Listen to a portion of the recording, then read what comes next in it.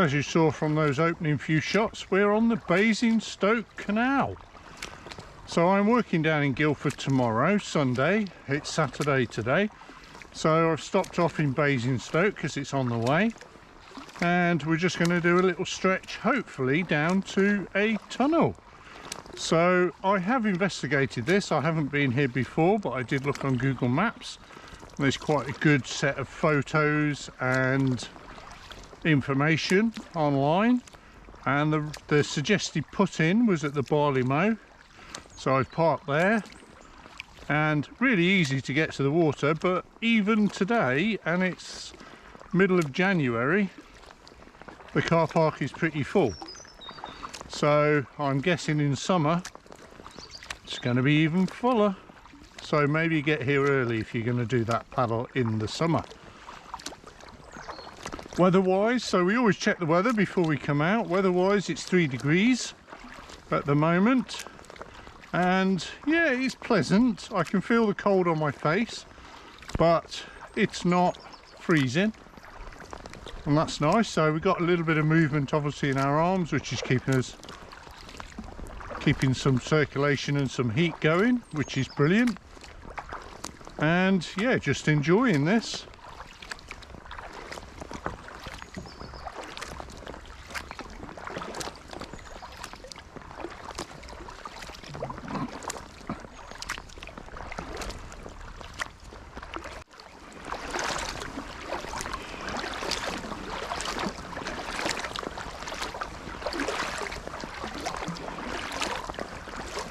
Oh, some ducks.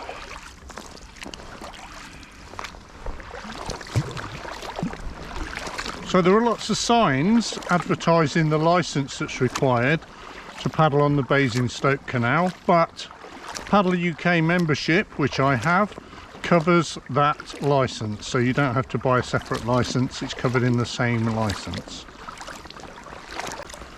Wow, look at those reflections.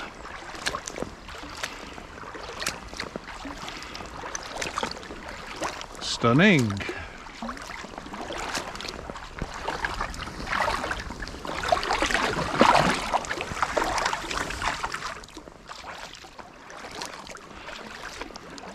Paddling through here is going to mess up the reflection. Sorry about that. And yeah, these bridges have been restored fairly recently. Well, in the not fairly recently. In the 1970s, so what's that, 45 years ago roughly. And yeah, nice little restoration going on. So look at this, stunning. Look at the trees, all the different colours. Obviously we've not got the bright colours that we would have in the summer, but that's mainly because of the light. So we do have some quite vibrant greens on my right hand side here of those grasses, quite sort of lightish greens, but because we don't have sunlight, obviously they're not being shown to their full potential.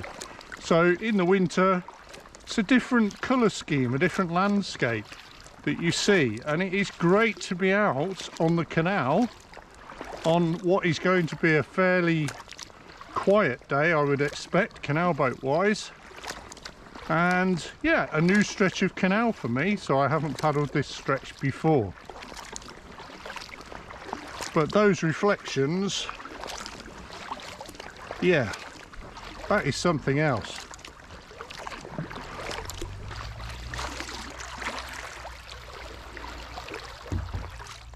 And then where I have paddled, that is completely messed up the reflections.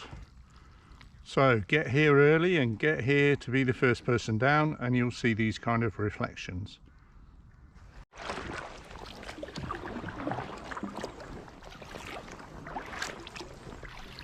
So just at the top of the hill up there is an army pillbox. You can see that with the little gun slits all the way around.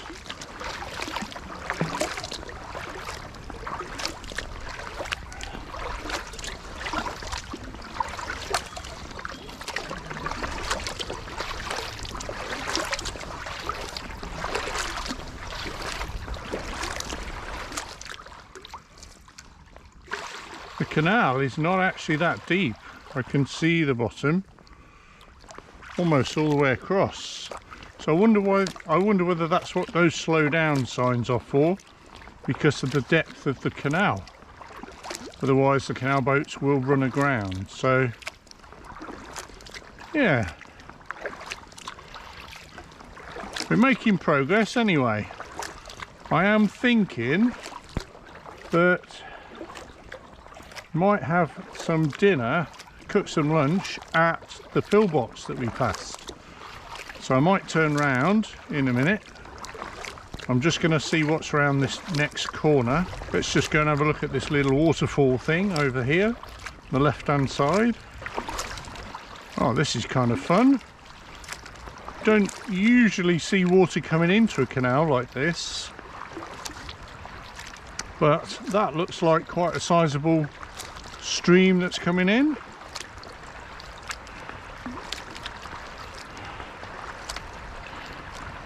If I had a tiny playboat, I could run that.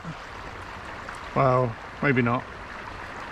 You can see how shallow it is. Very, very shallow here. So I'll go up and put the nose of the kayak on it. Why not?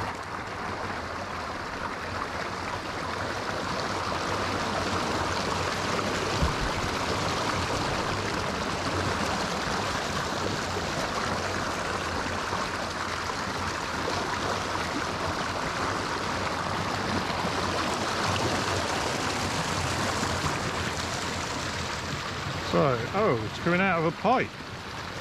Coming out from underground somewhere. Just an offshoot of something.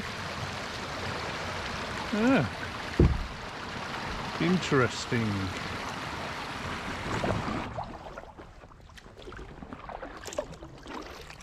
So I've turned round at that little waterfall and I'm paddling back towards the pillbox. So hopefully, because there was a little bench there, I can sit there and cook my lunch.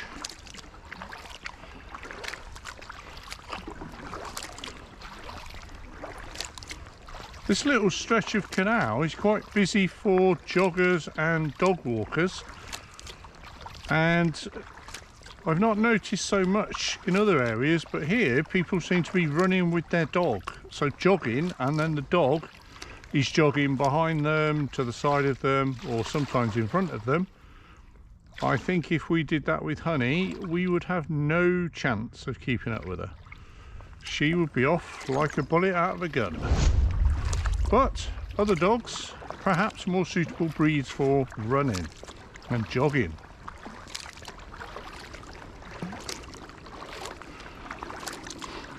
So when you are paddling on trips like this, and clearly I'm paddling on my own, so I need to be a little bit more careful perhaps than if you were paddling in a group. You'd have the support of the group, but here I need to make sure that I'm checking that I'm warm enough. I know that sounds silly, but you really must check. So every so often I'm doing an extremities check, so that is my feet, my toes and my fingers, and I'm just in my head thinking, am I warm or is that getting cold? Obviously if it's getting continuously cold, then I need to do something about it, and I have an emergency shelter in my kayak and first aid kit and snacks and stuff, and I could do something about it. But you also must remember to keep your body and your core warm, because that will provide the warmth to everywhere else. So as I'm paddling now, I can feel that my arms are warm, my core is warm, my legs are warm, my feet, there's a tiny tinge of cold in my feet, but nothing to worry about. And yes, my fingertips are a bit cold, but that's because I've been taking them out of the pogies to do the camera.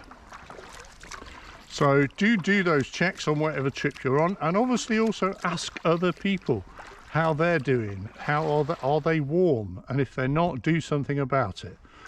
Whatever you do, do not carry on. Do not leave it and think it's going to get better, because it rarely does.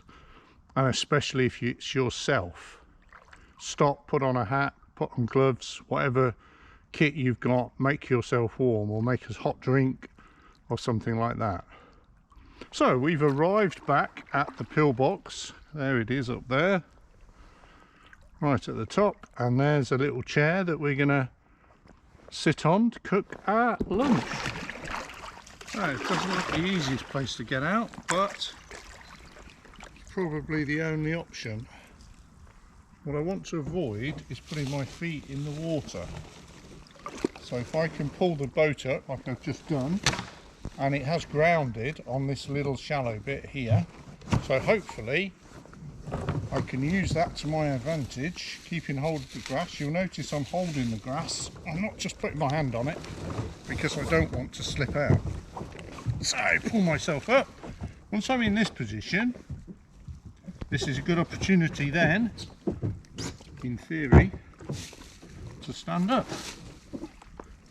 And I'll worry about the kayak in a sec. Oh, that's it. Ah, I nearly fell in. Well, fell out.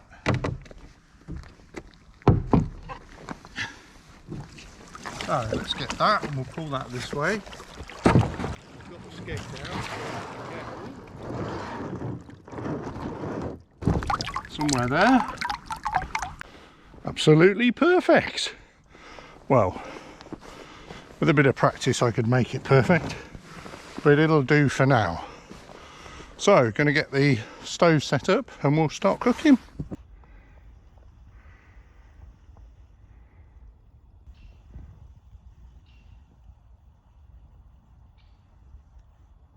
Here's our petroleum jelly. We've got our little cotton wool, like that. Need quite a bit. And then also what I've noticed is just to fluff it out a little bit, like that. That's got all the petroleum jelly all over my fingers. And do not eat it. And then hopefully, let's move that out of the way because that is a potential fuel for the fire. And there's a little tablet, so that's going to go on top. Let's see if we can do it.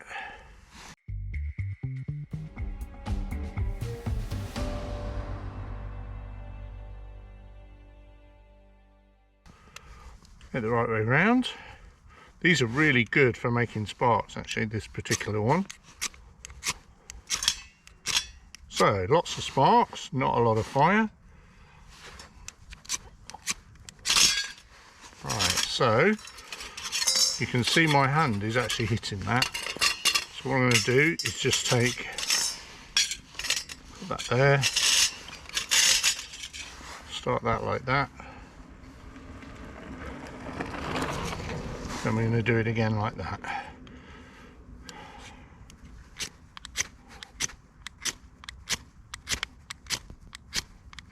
Oh, they're really good sparks as well.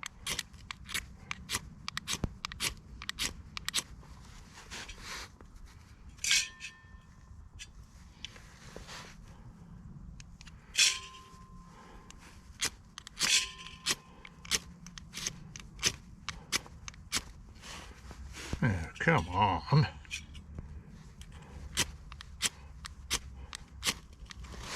There we go.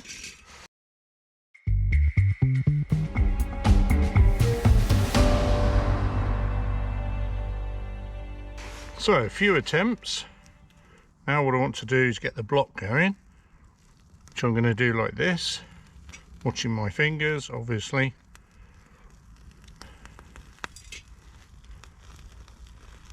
So that block is fairly damp. Oh, that's hot. So you can see the edge of the block is alight. So now I'm going to put that in there, and that's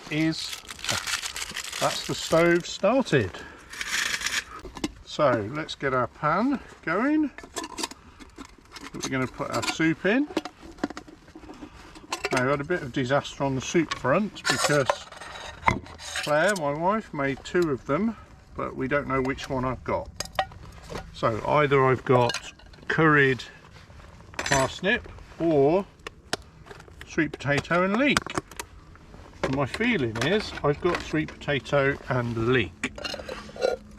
So you'll see, looks a bit there at the moment, but once it gets cooking, put that on, that will help, like that. Once it gets cooking, it'll be lovely.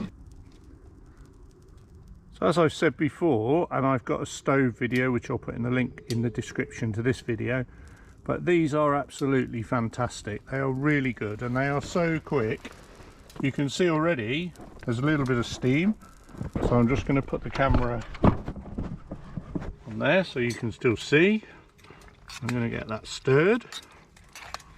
So I added a little bit of water to this because as it kind of heats up, it'll go a little bit more soup-like.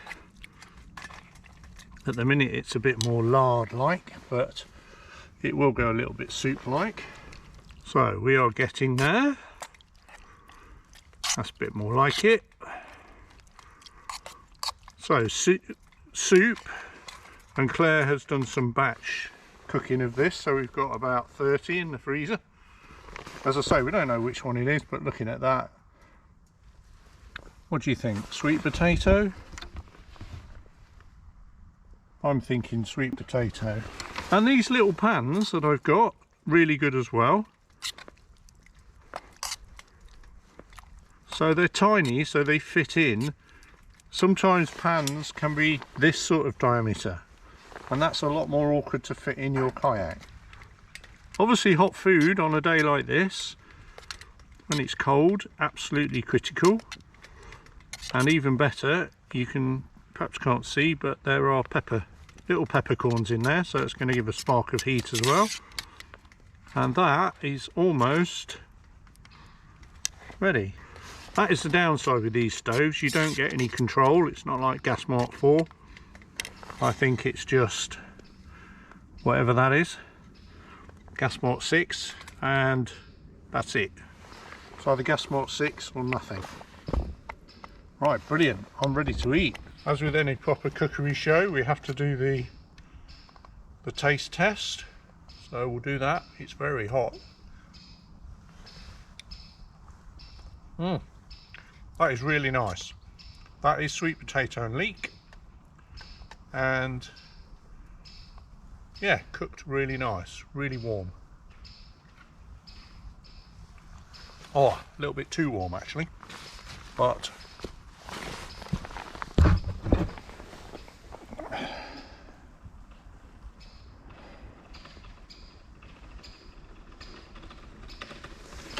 Hi. Hello. Oh, thank you. And as she went past, she said, "Oh, that smells nice."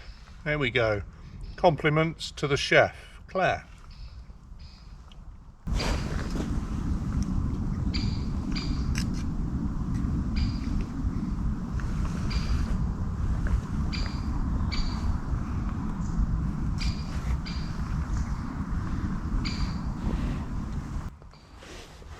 So I do apologise for wearing this, but this is just my under hat for my helmet. But rather than take it off and get cold, I'm leaving it on. But I realise I look a numpty, but par for the course, isn't it? I want to be warm, I'm not interested in fashion.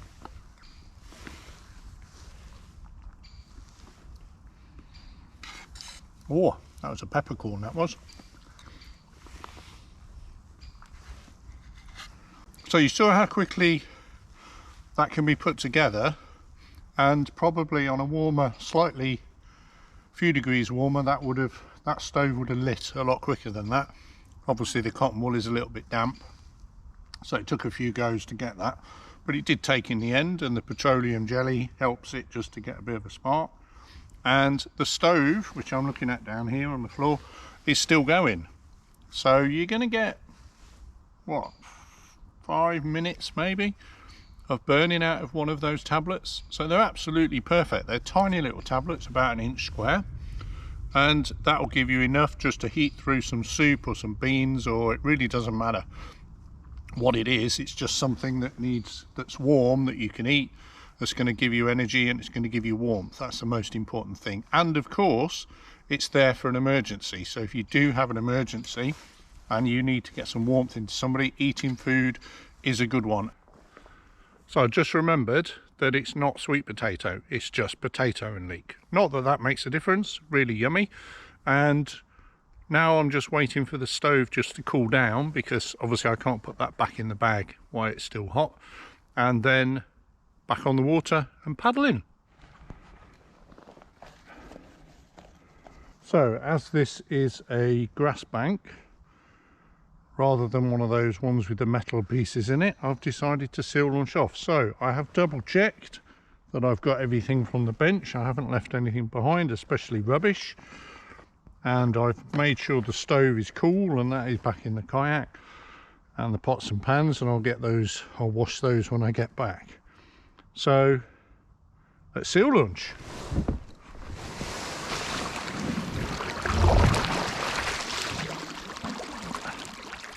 Nice. Obviously I had the skeg up so that doesn't get damaged. I can put that down once I get going.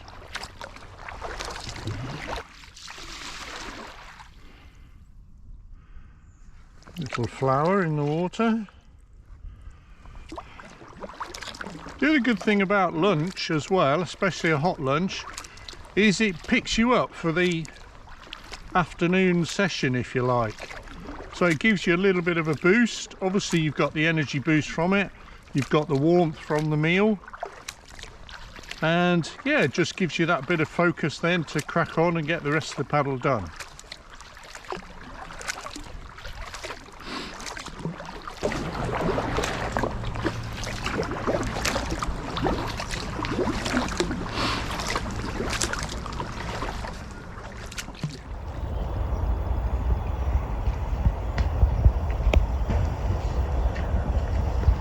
So that was a really nice paddle along the Basingstoke Canal, and I've just done my overnight in a stealth camping spot, and I'm off to work now at a school just south of Guildford for the day. So it's a Sunday, so it's DV training today, so looking forward to that, and we'll catch you very soon.